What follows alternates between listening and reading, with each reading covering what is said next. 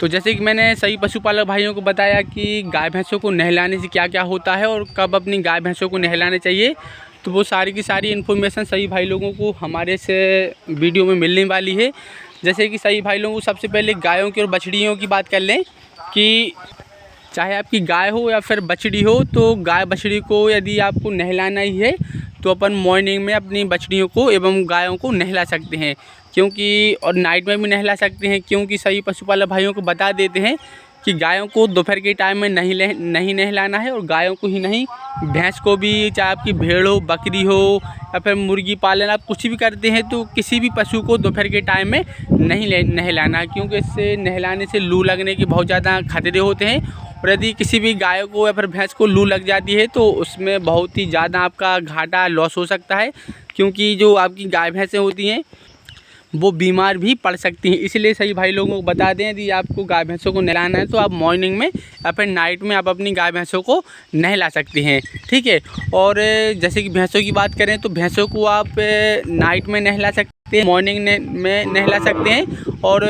कभी कभी आपका नहलाने का मन करे तो आप दोपहर में भी अपनी भैंसों को नहला सकते हैं। लेकिन भैंसों को याद रखें, गायों को दोपहर के टाइम में नहीं नहलाना है, ठीक है। और सही पशुपालक भाइयों को बता देते हैं कि नहलाने से लाभ क्या क्या होते हैं। नहलाने से ऐसे लाभ होते हैं कि आपकी जो गाय भैंसें होती हैं वो अपने आप को अच्छा महसूस करती हैं, अच्छा उनको अपने मन से, अपने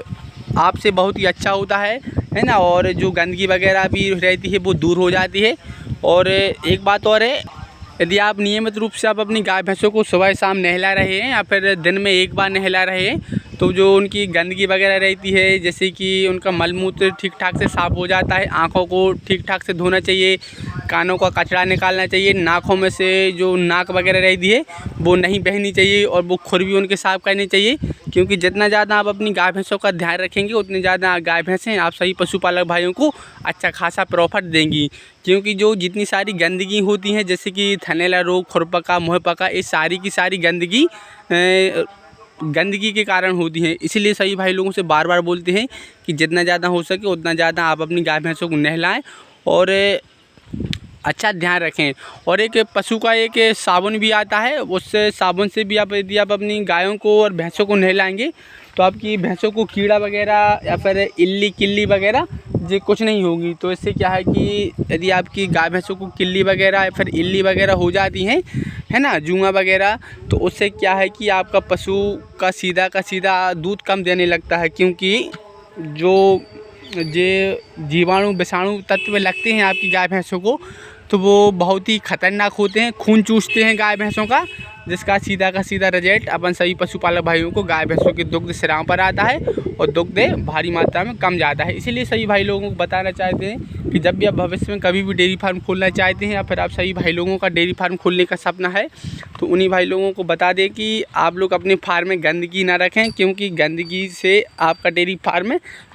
घाटे पे, लॉस पे जा सकता है। और जितना ज़्यादा आप अपने फार्म की नियमित रूप से सफाई करेंगे उतना ज़्यादा आप सभी पशुपालक भाइयों को लाभ मिलेगा। और भैंसों की बात करते हैं कि जब भी अपन भैंसों को पानी पिलाते हैं ना, जब कभी भी आप अपनी भैंसों को पानी पिलाते हैं तो भैंसों को पानी पिलाते समय ज़रूर नहलाएं, क्योंकि उनको अंदर से बहुत ही अच्छा लगता है और ज़्यादातर वो पानी पिएंगी। जब यदि आपकी भैंस पानी पिएगी और आप नहलाएंगे तो वो, मान लीजिए, डेवड़ा पानी पीती है, जैसे कि उसके लिए 2 पैक का पानी पीना है तो वो 3 पैक का पानी पिएगी। ये होते हैं नहलाने के बहुत सारे लाभ। और जितना ज़्यादा आप नहलाएंगे उतना ज़्यादा आपकी गाय भैंसें पानी पिएंगी। और भाई पानी बहुत ही ज़्यादा ज़रूरी होता है। मिनिमम एक स्वस्थ गाय को, एक स्वस्थ भैंस की बात कर लेते हैं, एक स्वस्थ भैंस को 70 से 80 लीटर पानी 24 घंटा में पिलाना बहुत ही ज़रूरी होता है। इसलिए सही भाई लोगों से बार बार बोलते हैं कि जितना ज़्यादा हो सके आप उतना ज़्यादा आप अपनी गाय भैंसों को पानी ज़रूर पिलाएँ, ठीक है। और सही भाई लोगों को बता देते हैं कि ऐसे ही पशु से संबंधित जानकारी देखने के लिए प्लीज़ आप लोग हमारे चैनल को सब्सक्राइब कर लें, क्योंकि हम अलग अलग ग्रामीण क्षेत्रों में और अलग अलग ज़िलों में जाकर पशु से संबंधित जानकारी सही भाई लोगों के बीच लाते हैं और फ्यूचर में लाते रहेंगे। सो जिस किसी भाई का भी डेयरी फार्म खोलने का सपना है या फिर भविष्य में कभी भी डेयरी फार्म खोलना चाहते हैं तो प्लीज़ चैनल को सब्सक्राइब कर लें, साथ ही बेल आइकन जरूर दबा दें ताकि हर वीडियो की नोटिफिकेशन आप सही पशुपालक भाइयों को हमारी लाइव वीडियो के माध्यम से मिलती रहे। राम राम।